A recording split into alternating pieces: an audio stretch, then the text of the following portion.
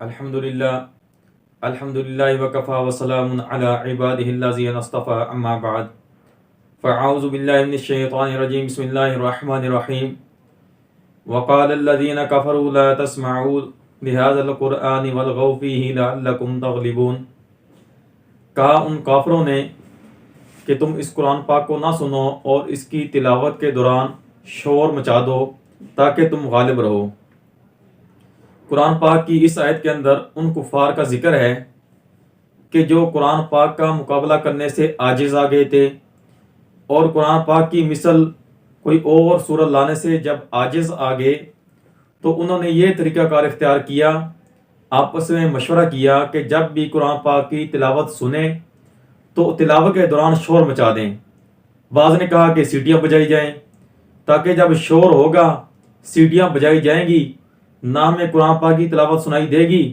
اور نہ ہی ہمیں سمجھ آئے گی اور ہم اپنے مشن میں کامیاب رہیں گے، غالب رہیں گے۔ تو انہوں نے یہ طریقہ کار اختیار کر لیا اور وہ اس کے اندر شور ڈالتے تھے۔ اور اسی طرح کی جو کفار تو جان بوجھ کر قرآن پاک کی تلاوت کے دوران خلل ڈالنے کے لیے شور مچاتے تھے، سیٹیاں بجاتے تھے، تو اسی طرح کی ملتی جلتی صورت آج ہمارے دور کے اندر بھی یہ ریڈیو نے اختیار کر لی ہے، tape recorder, memory card, USB وغیرہ۔ ہم دیکھتے ہیں کہ بہت سے لوگ، خاص طور پہ ہوٹل والے یا اور بھی حضرات، صبح کے وقت یا بعض اوقات گھروں کے اندر بھی صبح کے وقت برکت کے لیے تلاوت لگا دیتے ہیں۔ بعض اوقات وہ ٹی وی کے اوپر چل رہی ہوتی ہے، بعض اوقات خود میموری کارڈ کے اندر لگا دیتے ہیں۔ تو اسی طرح یعنی جہاں بھی یہ تلاوت پاک چل رہی ہو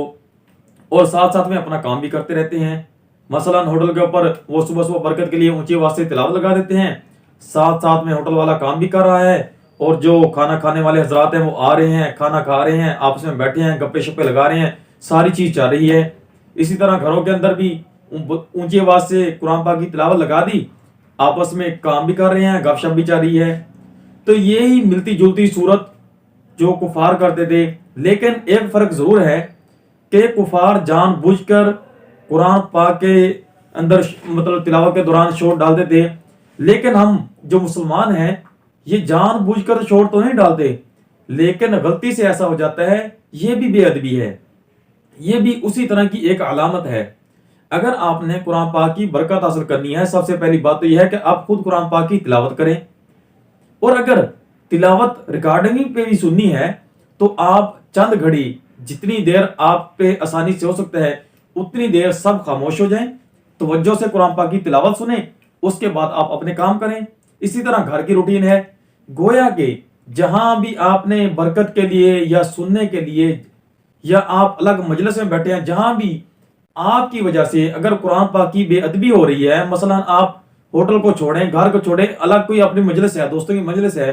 آپ نے اپنا موبائل نکالا اور تلاوت لگا دی، باقی دوست گپ شپ میں مذاق میں لگے ہوئے ہیں، آپ تلاوت سن رہے ہیں اور ادھر سے تلاوت کی آواز بلند ہو رہی ہے، ادھر سے وہ اپنے کام میں لگے ہوئے ہیں۔ تو یہ جتنی بھی صورتیں پائی جاتی ہیں، یا تو قرآن پاک کی جو تلاوت سننی ہے وہ اتنی ایسا آواز سے سنیں کہ آپ نے اگر خود سننی ہے تو صرف خود سنیں۔ اسی طرح اگر کوئی مجلس ہو رہی ہے تو آپ نے کوئی محفل کا پروگرام کیا ہے تو وہاں قرآن پاک کی تلاوت کرنی ہے، تو جتنے حصے کے اندر محفل کا مجمع ہے اتنے حصے تک آواز کو مخصوص کریں۔ اگر آپ نے آواز کو بلند کر دیا اور دائیں بائیں آواز جا رہی ہے، بازار میں آواز جا رہی ہے، لوگ اپنے کاموں میں لگے ہوئے ہیں، تو صاحب وہ تو اپنے کاموں میں لگے ہوئے ہیں، گپ شپ میں لگے ہوئے ہیں، تو آپ نے چونکہ آواز بلند کی ہے، تو اگر انہوں نے ادب نہ کیا، قرآن پاک کی تلاوت کو نہ سنا، تو جو گناہ ہوگا وہ اس آواز کو بلند کرنے والے کو ہوگا۔ تو اس لیے ہم سے جو یہ آج کل غلطی ہو رہی ہے، ہمیں اس غلطی سے بچنا چاہیے۔ پہلی بات تو یہ ہے کہ قرآن پاک کی تلاوت خود کریں۔ اگر آپ نے سننی بھی ہے، کوئی اچھی قرات والی تلاوت ہے آپ نے سننی ہے، تو یا تو سارے کام چھوڑ کے تلاوت سنیں، یا بالکل دھیمی آواز میں خود سننی ہے تو خود سنیں، تاکہ قرآن پاک کی بے ادبی نہ ہو۔